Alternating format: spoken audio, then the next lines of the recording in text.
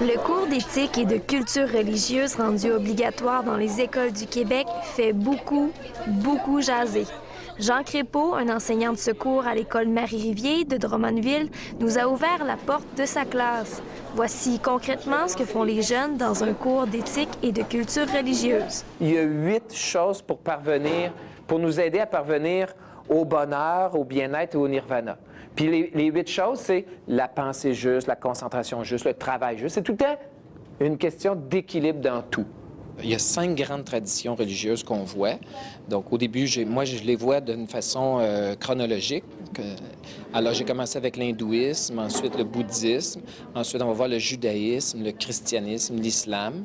Et à la fin, je termine avec la spiritualité amérindienne.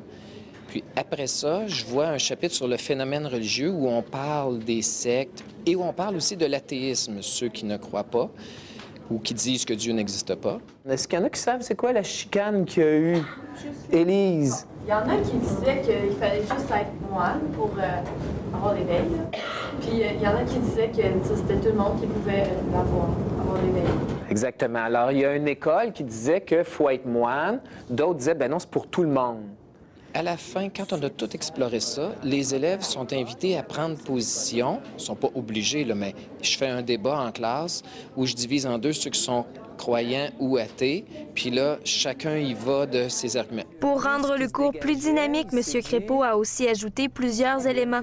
Des sorties, des visionnements de films ou encore des démonstrations. Depuis le début de l'année, j'aime vraiment ça, là. C'est comme, on s'ouvre à plein d'affaires, genre les autres cultures, puis on fait gros des activités. Gros du travail d'équipe un peu, on parle gros, puis on se fait gros, on n'apprend pas comme dans les autres cours. Ça permet l'opinion de tout le monde, on va visiter des places, puis on voit plein de choses vraiment, puis je trouve que c'est un cours vraiment intéressant.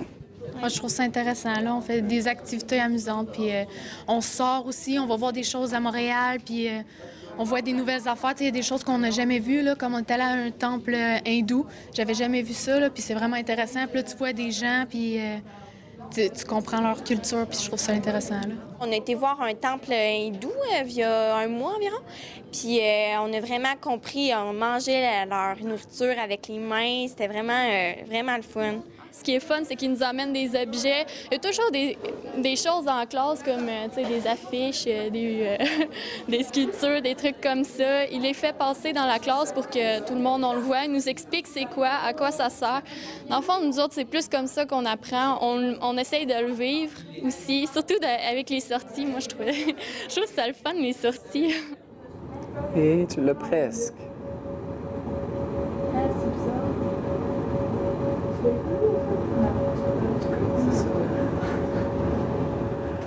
Donc ça s'appelle comment?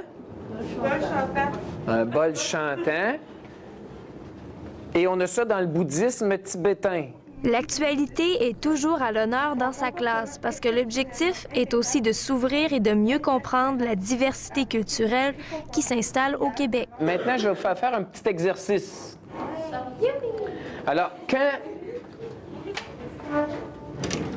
quand on voit dans l'actualité des nouvelles qui peuvent parler parfois du bouddhisme, le fait d'avoir appris un petit peu c'est quoi le bouddhisme, bien, des fois, on est plus capable de comprendre la nouvelle. C'est ça le but, hein? Moi, je trouve que quand on dit la deuxième compétence, là, c'est manifester une compréhension du phénomène religieux. Pour comprendre, moi, je trouve qu'il faut avoir certaines connaissances.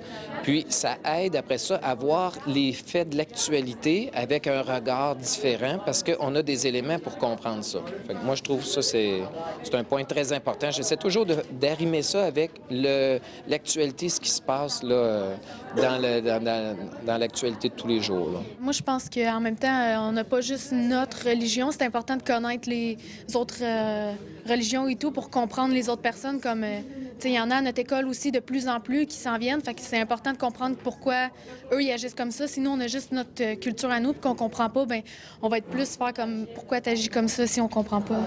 Bien, en sachant leur religion, tout, tu sais, des fois, on n'est pas tout le temps d'accord avec ce qu'on voit ou ce qu'on entend. Puis là, on fait, mais voyons, pourquoi? Fait que ça nous aide, dans le fond, à comprendre ce qu'ils disent, à comprendre, dans le fond, tout. Puis je crois que ça nous laisse, dans le fond, une liberté d'expression. Au Québec, on est gros axé là-dessus. Fait qu'on peut savoir ce qu'on dit, puis comprendre ce qu'on dit, puis sans trop juger, puis savoir de quoi qu'on parle.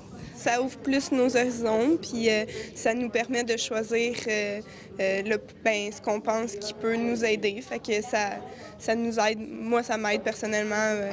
Je prends ce que je veux, puis ça m'aide dans ma vie. Ça nous permet de connaître d'autres cultures, puis de nous ouvrir plus sur le monde, puis de rester moins dans notre religion à nous. Oui, c'est bien d'avoir sa religion, sa culture à nous autres, mais moi, je trouvais ça important de s'ouvrir aux autres, ce qu'ils apprennent dans les autres pays, puis aussi, ça m'a aidé à, moi, savoir dans quoi que je me retrouvais plus. Dans l'hindouisme, ça s'appelle comment, chapelet? Vous vous souvenez pas? Non. Ça s'appelle un mala. Et dans le bouddhisme, c'est la même chose. C'est un mala. Il y a combien de grains? 108. 108. Et ça sert à quoi, ces 108 grains-là? À prier. Prier. À réciter des mantras. OK? On met des mantras. Un mantra qu'on répète un après l'autre.